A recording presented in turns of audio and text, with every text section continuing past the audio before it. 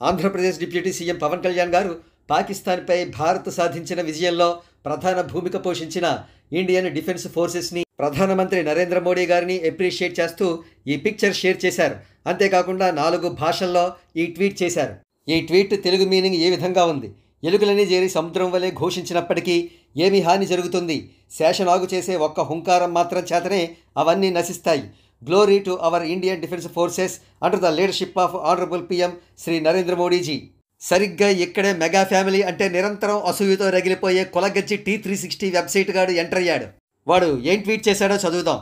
Pawan Kalyan's newly embraced Sanatani avatar tailor to appeal to nationalist bhakts along with his growing interest in Tamil politics and the Tamil language reflects a clear aspiration for a larger national role, potentially eyeing the Deputy Prime Minister position.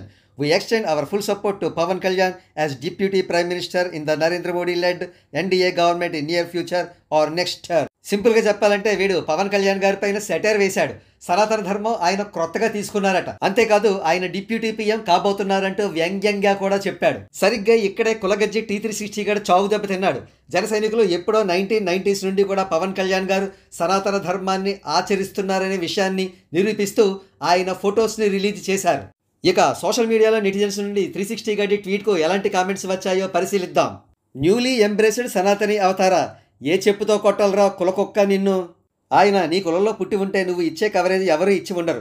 అదే ఇప్పుడు చిన్నబాబుకి ఇస్తూ ఉంటావు కదా. ఇంత కులజాడ్యం దేనికి సోదరా? నీకు జబ్బు చేస్తే నీ కులంలో డాక్టర్ దగ్గరికి వెళ్తావా? అవతలవాడు నోరు తెరిచి చెప్తే గానీ తెలియని కులం పట్ల ఎందుకు అంత మక్కువ నీకు? ఎప్పటికైనా మారు. న్యూలీ ఎంబ్రేస్డ్ సనాతని అవతార్ ఏంట్రా కులగజ్జి కుక్క? Kalyan was always Sanatani. నీ ఎక్స్ట్రా కుల పాలిటిక్స్ ఆపరారై. అక్కడ సనాతని అండ్ బాక్స్కి రిలేటెడ్గా ఏం ఉందిరా? వారు రిలేటెడ్ విక్టరీ గురించి కదా పెట్టింది. కులకుక్కల్లో ఇది పెద్ద గజ్జి కుక్క. Newly embraced Sanatani అవతారా.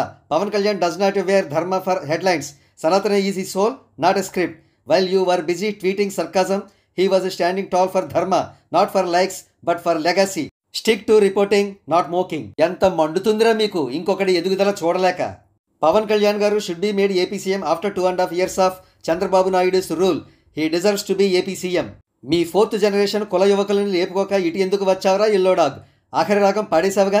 తిట్టాలో పొగడాలో అర్థం కావట్లేదు. నేషనలిస్ట్ భక్సా, మరి నువ్వు యాంటీ నేషనలా? చెప్పరా. మీ బాధ అర్థం అవుతుంది లేరా కులా 360. లోకేష్ భవిష్యత్కి ఎవరూ అడ్డం రాకూడదు.